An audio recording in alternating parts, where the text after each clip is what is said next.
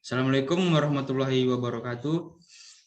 Perkenalkan, kami dari kelompok 2 ingin mempresentasikan hasil diskusi kami yang berjudul tentang support. Adapun kelompok kami, yang pertama yaitu saya sendiri, Farhan Rizaldi Lubis, dan yang kedua Joy Farson Telambanua, yang ketiga Dedi Varianto Laya, dan yang keempat Muhammad Sahrizal Marpau. Baik, langsung saja kami mempresentasikan. Saya share terlebih dahulu materinya.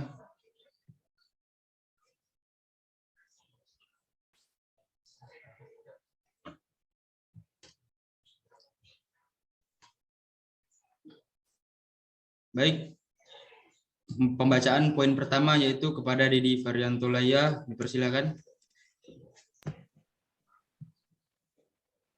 Terima kasih kepada moderator. Langsung saja pembahasannya. Poin pertama, pengertian sport.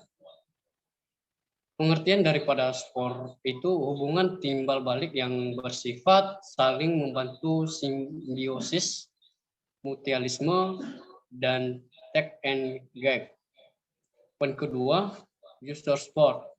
User sport itu memberikan bantuan teknik kepada pengguna komputer menjawab pertanyaan atau menyelesaikan masalah terkait dengan IT atau perangkat keras atau lunak.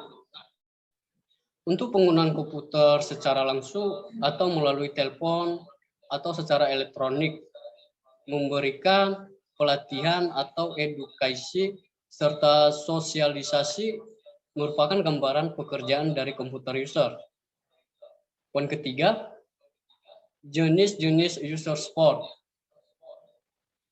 Adapun jenis sport ini ada 5 bagian, yaitu context-based methods, artinya metode berbasis perintah.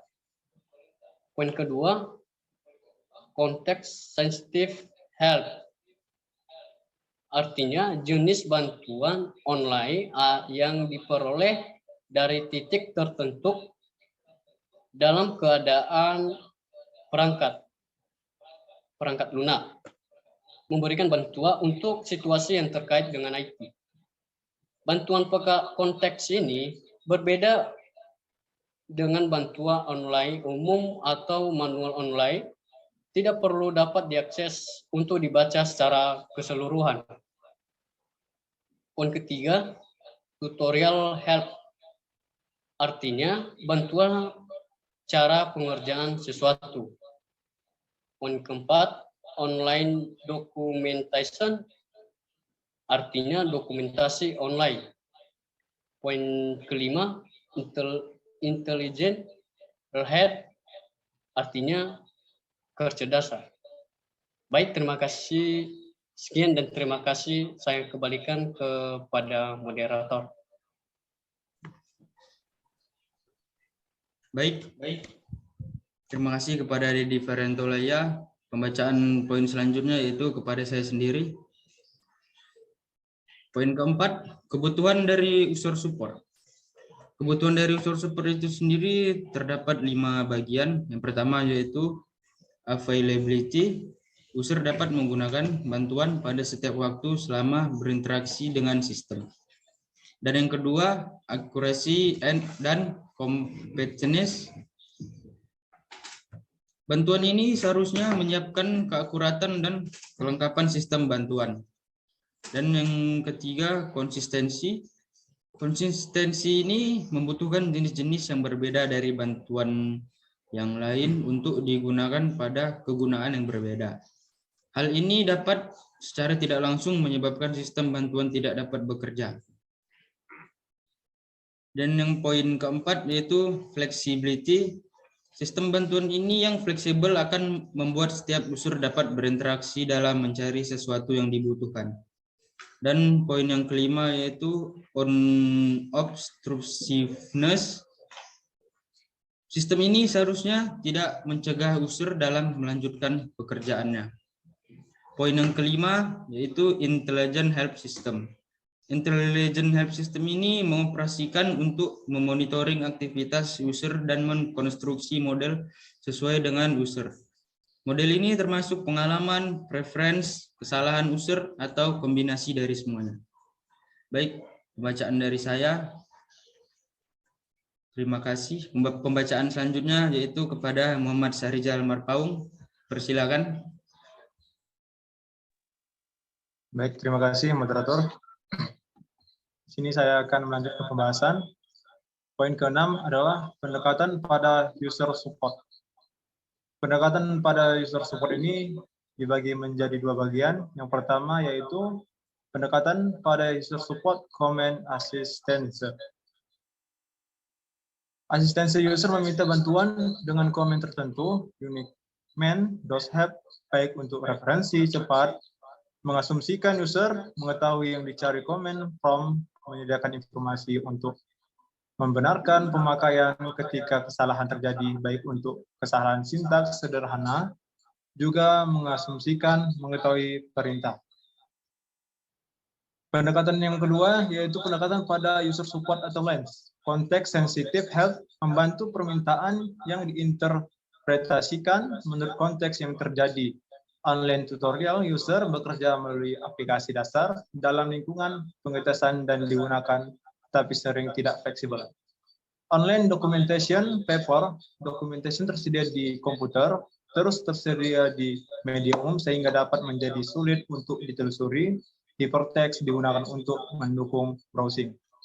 Baik, lanjut ke poin ke-7 yaitu knowledge representation, yaitu suatu proses untuk menangkap sifat-sifat penting problema dan membuat informasi tersebut dapat diakses oleh prosedur pemecahan masalah. Di sini ada berbagai bagian. Yang pertama quantification, yaitu model yang sederhana dari user modeling yang menggunakan jumlah tingkatan dari keahlian yang akan merespon ke arah yang berbeda. Yang kedua yaitu stereotypes yang berbasiskan pada karakteristik user dan kemungkinan sederhana seperti membuat perbedaan antara user baru dan user yang ahli atau yang lebih kompleks. Seperti membuat stereotipe yang berbasiskan pada lebih dari satu informasi. Ketiga, overlay models merupakan model yang ideal yang membandingkan perilaku user. Hasilnya ditampilkan dalam dua model atau perbedaan. Keuntungan dari model ini dapat melihat secara pasti bagian dari aktivitas suatu sistem. Pendekatan yang sama digunakan pada error basis, model di mana sistem menyimpan rekaman kesalahan dan perilaku sebenarnya dari user serta membandingkannya. Baik, sekian penjelasan saya kembalikan ke moderator. Baik, terima kasih kepada Muhammad Syahrizal Marpaung. Pembacaan poin selanjutnya yaitu Joy Farson Telombanua, dipersilakan. Baik, di sini saya akan melanjutkan pembacaan dari Muhammad Syahrizal yaitu poin ke-8, teknik untuk knowledge representation. Teknik untuk mempresentasikan basis pengetahuan yang diperoleh ke dalam suatu skema diagram tertentu sehingga dapat diketahui relasi atau keterhubungan antara suatu data dengan data yang lain. Biasanya teknik ini membantu knowledge engineering dalam memahami struktur pengetahuan yang akan dibuat sistem pakarnya. Terdapat beberapa teknik representasi pengetahuan yang biasanya digunakan dalam pengembangan suatu sistem pakar, yaitu 1. Rule-based knowledge. Maksudnya dari rule-based knowledge ini, yaitu pengetahuan yang dipresentasikan dalam suatu bentuk fakta atau fact dan aturan rule. Bentuk presentasi ini terdiri atas premis dan kesimpulan. Kedua, frame-based knowledge. Maksudnya yaitu pengetahuan direpresentasikan dalam suatu bentuk hierarki atau jaringan frame. Poin ketiga, object based knowledge, di mana pengetahuan yang dipresentasikan sebagai jaringan dari objek-objek tertentu adalah elemen data yang terdiri dari data dan metode atau proses. Dan yang terakhir itu case atau proses, di mana pengetahuan yang dipresentasikan dalam bentuk kesimpulan atau kasus. Sekian dari pembacaan dari poin ke-8, saya kembalikan kepada moderator. Baik, terima kasih kepada Joy Farson Telombanua. Sekian hasil dari diskusi kami yang berjudul tentang support. Lebih kurangnya mohon maaf. Wabillahi taufik wal hidayah. Assalamualaikum warahmatullahi wabarakatuh.